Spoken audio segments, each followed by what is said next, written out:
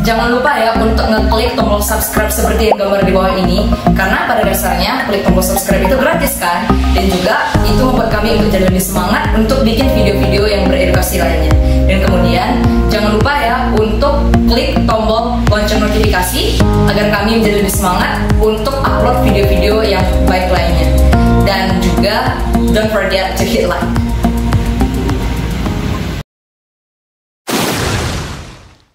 Halo para sahabat Dunsaka, kembali bersama saya Sahari dalam channel Dunsaka Dunia Sahabat Sawit dan Karet. Ini ada pertanyaan yang bagus ya, dari Bapak Hamidul Hilal.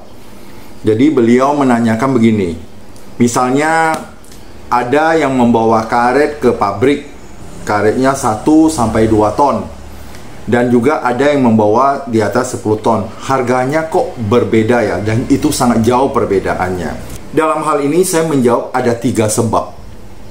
Kenapa karet Bapak dengan yang lain, dengan mereka yang membawa di atas 10 ton, atau katakanlah yang membawa lebih banyak dari yang Bapak bawa ke pabrik. Ada 3 sebab yang saya ketahui.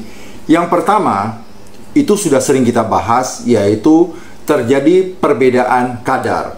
Bisa saja kadar Bapak dibandingkan dengan kadar yang dia bawa lebih bagus dia punya. Itu bisa. Jadi kemungkinan besarnya itu bisa terjadi. Karena mungkin dia beli dari para petani yang sudah mengedepankan karet bersih. Sehingga dia simpan karetnya mungkin 1-2 minggu setelah kering bawa ke perusahaan. Karena dia sebagai pemasok besar, tentu dia mempunyai modal yang lebih besar. Dia bisa bertahan berhari-hari tidak bawa karetnya ke pabrik, dia simpan dulu sampai karetnya kering baru diantar ke pabrik. Itu kemungkinan pertamanya. Kemudian kemungkinan keduanya adalah faktor langganan. Karena dia pemasok besar dan sudah lama berlangganan dengan pabrik, makanya dia bisa bernegosiasi dengan harga yang lebih tinggi daripada Bapak. Bisa jadi Bapak mungkin jarang bawa ke pabrik itu.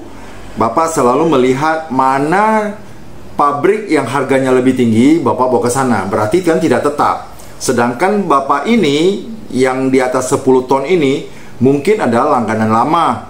Ya, harga tinggi ataupun rendah, dia tetap membawa ke pabrik itu. Makanya pabrik ini banyak memberikan toleransi. Kenapa dia memberikan toleransi? Karena dia termasuk pemasok besar. Kalau sempat dia lari, pabrik bermasalah. Makanya dia diutamakan karena faktor langganan dan ini hubungan psikologis yang sudah cukup lama. Makanya dia bisa mendapat harga yang berbeda dengan Bapak. Itu yang kedua. Yang ketiga adalah ada suatu permainan. Permainan itu sudah hal yang biasa lah kalau di pabrik karet itu. Tapi tidak semua pabrik karet seperti itu. Siapa yang bermain? Yang bermain adalah kepala pembelian dan anggota-anggotanya. Dan biasanya hidup matinya sebuah perusahaan karet itu sangat tergantung kepada siapa kepala pembeliannya. Jika kita sebut saja oknum ya, kenapa? Karena tidak semua kepala pembelian itu mempunyai sifat seperti itu. Kalau oknum pembelian ini dia tidak tahan melihat uang yang begitu banyak, makanya dia selalu mencari pemasok besar. Kenapa pemasok besar yang dia cari? Karena kalau pemasok besar, pemasukannya pun lebih besar. Permainan seperti apa? Permainan yang saya ketahui, yang saya pernah dengar juga, itu adalah bermain kadar. Setiap kepala pembelian pasti tahu karet yang datang itu kadarnya berapa. Karena dia sudah hari-hari kerjanya seperti itu, dia pasti tahu. Dia lihat saja, dia sekali lihat aja dia sudah tahu bahwa satu truk ini kadarnya sekian. Jadi kita katakan kadarnya itu 55 yang dilihat oleh oknum kepala pembelian itu. Kemudian dia juga membutuhkan uang, dan juga pemasok juga butuh uang. Makanya mereka sepakat untuk bermain. Caranya adalah, kalau misalnya ini harus masuk ke lab untuk dites, sampel yang diambil itu tidak akan mewakili karet dalam truk itu. Kenapa? Karena dia kan ingin uang. Makanya dia ambil sampel yang bagus semuanya. Ketika sampel itu dibawa ke lab, kemudian diuji, keluarnya kira-kira 60%. berarti kan sudah untung 5% dari kadarnya. Yang tadi 55 jadi 60. Caranya seperti apa? Ya bagi. Dihitung 2,5% itu dikali dengan banyaknya karet itu, kemudian transferlah ke nomor rekeningnya. Nah, inilah permainannya dan ini sangat sulit diusut. Apakah itu bisa diusut? Bisa. Sepandai-pandai tupai melompat, suatu saat pasti jatuh. Ketika dia jatuh, atau misalnya terbuka kedoknya, ada permainan seperti itu, cara satu-satunya yang ditempuh oleh perusahaan adalah melapor ke pihak yang berwajib. Ketika dilaporkan ke pihak yang berwajib, ujung-ujungnya adalah terjadi pemblokiran rekening bank. Nah, di sanalah polisi atau yang berwajib yang mempunyai wewenang untuk memeriksa rekeningnya. Dan rekening kita ini seperti pohon.